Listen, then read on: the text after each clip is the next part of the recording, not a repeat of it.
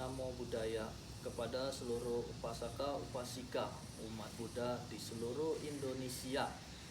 Hari ini kita semua bersama-sama umat Buddha di Indonesia maupun di seluruh dunia, kita bersama-sama merayakan Hari Tri Suci Waisak tahun 2020.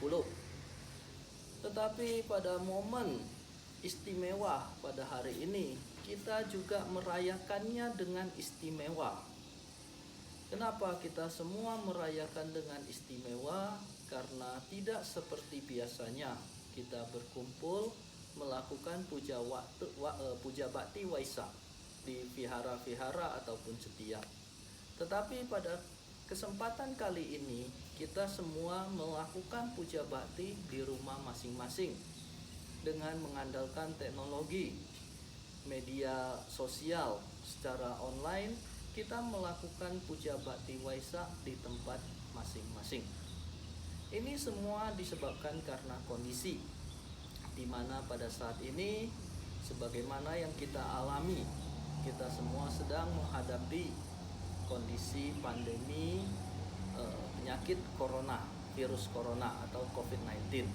Nah, menyikapi hal tersebut, maka kita juga harus bisa menyesuaikan diri dengan kondisi.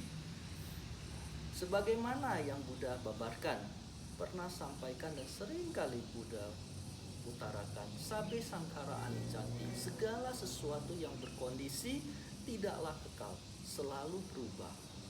Nah, demikian juga dalam kondisi kehidupan kita itu juga tidak kekal, selalu berubah.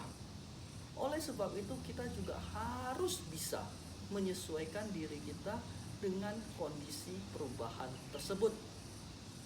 Semakin kita melekat, semakin kita terikat pada suatu kondisi, maka semakin berat kita menjalani kehidupan ini.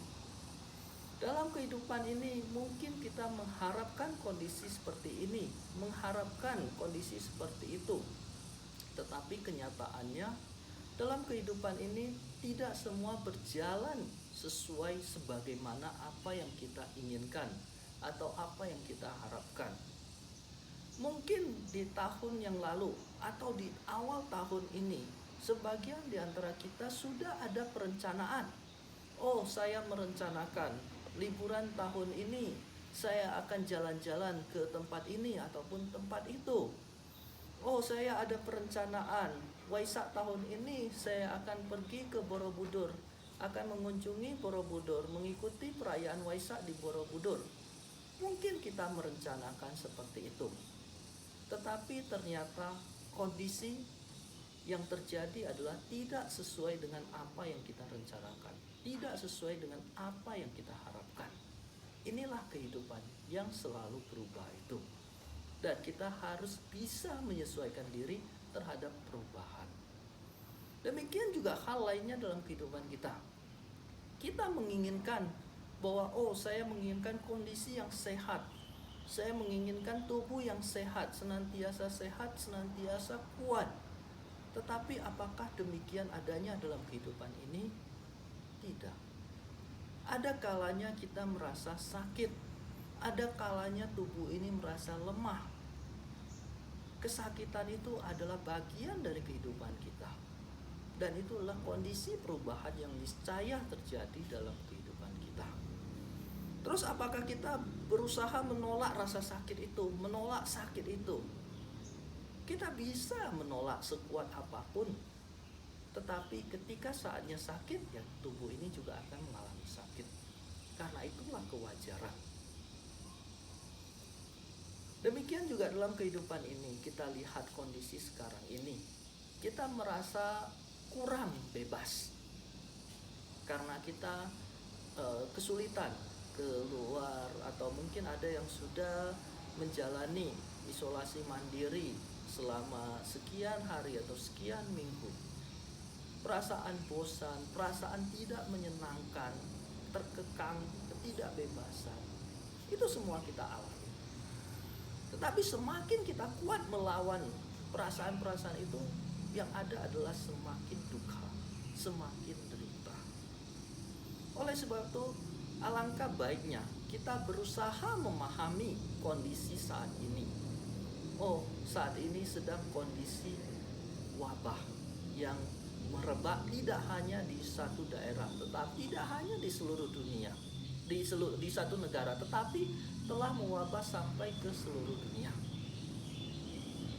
Itu yang harus kita pahami untuk saat ini. Kondisi wabah seperti ini, virus yang mudah menular dari satu orang ke orang lain, dari satu tempat ke tempat yang lain. Oleh sebab itu kita juga harus bisa menyesuaikan diri dengan kondisi yang ada sekarang ini. Bagaimana caranya? Ya kita berusaha semaksimal mungkin, semampu kita, sebisa kita untuk melakukan aktivitas-aktivitas kita di dalam rumah. Toh kita masih bisa melakukan banyak kegiatan-kegiatan yang positif di rumah. Tidak harus kita jalan-jalan, keluar, berkumpul, dan lain sebagainya. Contohnya seperti yang hari ini, kita bisa merayakan perayaan Trisuci Waisak di rumah masing-masing. Tidak mesti kita harus berkumpul di satu vihara atau satu setia tertentu. Kita bisa melakukannya di rumah. Kita bisa beribadah di rumah. Kita bisa melakukan puja bakti dengan anggota keluarga yang ada di rumah. Berkumpul, membacakan parita suci, bermeditasi, perenungan Waisak. Kita bisa melakukannya dengan mengikuti live streaming dari banyak-banyak vihara, banyak cetia yang melakukan live streaming di hari raya suci Waisak ini. Nah, kita bisa mengikuti semua itu dari dalam rumah. Tidak mesti kita harus berkumpul di vihara. Tidak mesti kita harus beramai-ramai untuk berkumpul. Karena sesungguhnya ketika kita merayakan Waisak dengan kondisi seperti ini, bukan berarti akan mengurangi nilai kesakralan dalam hari Trisuci Waisak itu, tidak. Tetapi ini adalah wujud bentuk kita menyesuaikan diri ketika kita merayakan hari Trisuci Waisak, menyesuaikan diri dengan kondisi yang ada. Nah, kita harus bisa memahami hal tersebut, dan kita harus bisa menyesuaikan diri terhadap hal tersebut. Melakukan kebaikan, kebajikan juga kita tidak perlu harus sampai tunggu pergi ke vihara dulu atau pergi ke cetia dulu. Sembayang nanti saja, tunggu vihara buka atau tunggu cetia buka. Tidak. Kita bisa melakukan sembayang di rumah masing-masing. Yang bagi yang punya altar bisa melakukan di rumah yang ada altar. Tidak ada altar sekalipun juga tidak menjadi masalah. Kita juga masih tetap bisa melakukan puja bakti, baca parita di rumah. Mau meditasi juga sama. Kita tidak perlu harus menunggu, tunggu vihara yang ini buka dulu atau tunggu vihara yang itu buka dulu, tidak. Kita bisa bermeditasi di rumah juga. Meditasi di rumah, kita bisa menenangkan diri di rumah. Lebih banyak kita merenungkan terhadap kondisi ini. Karena kondisi ini mengingatkan kita betapa rentannya, betapa rapuhnya kehidupan kita ini.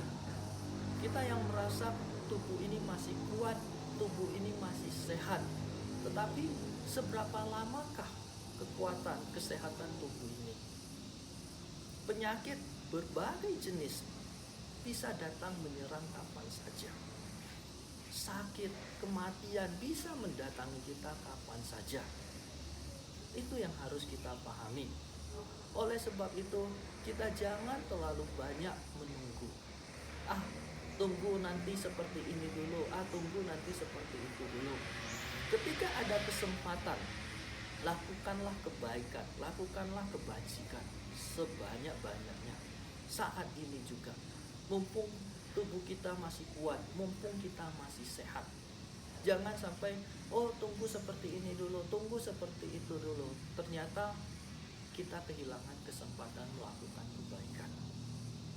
Ternyata mungkin kesehatan kita memburuk. Ternyata mungkin kita tidak kuat lagi untuk melakukan kebajikan tersebut. Oleh sebab itu kita harus juga bisa memahami bahwa dalam kehidupan ini kita sebagai manusia itu sangat-sangat rapuh. Kehidupan itu sangat rapuh. Dan kehidupan itulah anicca, tidak kekal. Bukan berarti kita yang masih muda, oh saya masih muda, saya masih kuat, pasti kita memiliki umur yang lebih panjang dari yang lain. Belum tentu. Oleh sebab itu kita harus sering-sering mengingatkan diri kita. Jarada momhi jarang anak itu. Saya akan mengalami usia tua. Saya belum mengatasi usia tua itu. Biadidam momhi, biadidam anak itu. Saya akan mengalami sakit. Saya belum mengatasi penyakit itu. Maranadal momhi, maranang anak itu. Saya akan mengalami kematian. Saya belum mengatasi kematian itu. Nah, itu yang harus sering-sering kita renungkan. Bahwa kesehatan kita itulah berkah utama bagi kita. Itulah kekayaan sejati dari kita yang harus kita jaga. Tetapi itu pun tidak akan bisa kita jaga selamanya. Oleh sebab itu, kondisi saat ini mari kita bersama-sama luangkan waktu, luangkan kesempatan, kemampuan kita untuk melakukan kebajikan, untuk saling menolong, saling membantu. Kita bisa menolong, bisa membantu, tidak perlu harus tunggu nanti, tidak perlu harus menunggu nanti kalau vihara tempat ibadah sudah buka dan lain sebagainya. Tidak, kita bisa melakukannya semua dari rumah masing-masing. Saya ingin berdana makanan kepada para biku sangha, kepada para samana. Tidak perlu menunggu harus tunggu vihara buka dulu. Saat ini belum bisa berdana kepada para biku sangha, tidak apa-apa. Kita bisa berdana dengan orang yang paling dekat dengan kita, keluarga yang paling dekat dengan kita, yaitu kedua orang tua kita. Kita bisa berdana kepada ayah ibu kita. Beliau adalah yang paling dahulu, paling terutama harus kita perhatikan. Apalagi untuk kondisi saat ini. Bagi yang tinggal bersama dengan orang tua, dengan ayah ibunya, jagalah beliau dengan baik-baik. Bagi yang tinggal pisah atau berbeda tempat dengan orang tuanya, sering-sering hubungi beliau.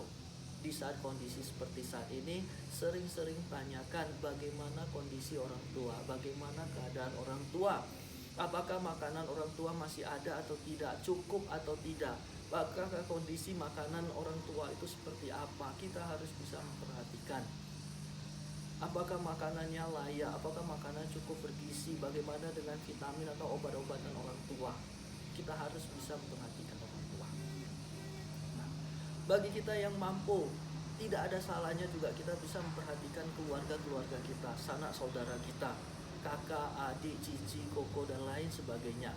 Mungkin ada yang lebih kurang beruntung dibanding kita, atau yang ada yang secara ekonomi mungkin kurang mapan dibanding kita. Kalau kita sanggup, kita mampu, bantu mereka juga.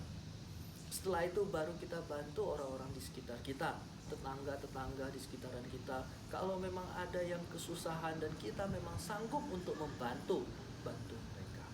Kondisi saat ini dengan kita saling menolong, saling membantu akan lebih memudahkan, menguatkan kita semua menghadapi kondisi saat ini. Kita semua bersama-sama kalau mau saling bahu-membahu, saling gotong royong dan menolong, maka kita juga pasti akan bisa keluar dengan segera dari pandemi ini. Karena inilah praktik sesungguhnya umat Buddha, yaitu praktik cinta kasih itu bukan hanya harus menunggu kepada umat sesama atau harus menunggu kepada tempat ibadah atau vihara. Praktik kita bisa mempraktikkannya kepada siapa saja, kepada seluruh umat manusia. Sesama umat manusia kita bisa mempraktikkan kebaikan itu. Bagi yang sanggup, bagi yang mampu, bantu sesama. Nah, bagi yang kurang mampu, bagi yang untuk saat ini mungkin juga dalam kesulitan, kita juga harus menguatkan diri, harus juga memiliki kedisiplinan. Jangan sampai terlalu bersikap acuh tidak acuh atau bersikap masa bodoh terhadap lingkungan dan lain sebagainya. Jangan terlalu kita karena mengharapkan bantuan dan lain sebagainya, akhirnya kita timbul perpecahan atau timbul percecokan dengan sesama lain. Meskipun dulu kita pernah membantu seseorang, meskipun dulu kita pernah membantu si A, si B, si C, saudara kita dan lain sebagainya. Ketika saat ini kita membutuhkan bantuan dan kita tidak mendapatkan apa yang kita harapkan, maka kita juga harus memahami. Mungkin juga yang bersangkutan juga dalam kondisi yang sulit. Mungkin juga yang bersangkutan juga dalam kondisi belum sanggup membantu. Oleh sebab itu kita juga harus bisa berusaha untuk menerima kondisi ini. Jangan sampai karena kita tidak mendapatkan apa yang kita harapkan, bantuan yang kita harapkan, akhirnya timbul perpecahan, timbul permusuhan, percecokan. Wah, kamu dulu seperti ini, saya pernah bantu kamu seperti ini, tetapi sekarang kamu tidak bantu saya dan lain sebagainya. Itu hanya akan memperparah, memperburuk kondisi saat ini. Kita harus bisa berusaha bagaimana menggunakan sumber daya apapun yang kita miliki untuk lebih berhemat dan lain sebagainya, berusaha untuk menjalani kondisi saat ini dengan sebaik-baiknya. Nah, bagi yang sakit, semoga cepat untuk pulih, cepat untuk lebih segar atau lebih sehat lagi, untuk sehat keluar dari penyakitnya. Semoga kita semua diberi kekuatan, kesehatan dalam menghadapi pandemi saat ini. Semoga kita semua bisa lebih memahami lagi kondisi saat ini, lebih merenungi untuk diri kita sendiri, dan semoga kita semua bisa mempraktikkan dhamma dengan sebaik-baiknya. Semoga kita semua senantiasa berada dalam lindungan tiratana. Semoga kita semua maju dalam dhamma. Akhir kata, sabe sata bhavantu sukhitata. Semoga semua makhluk hidup berbahagia.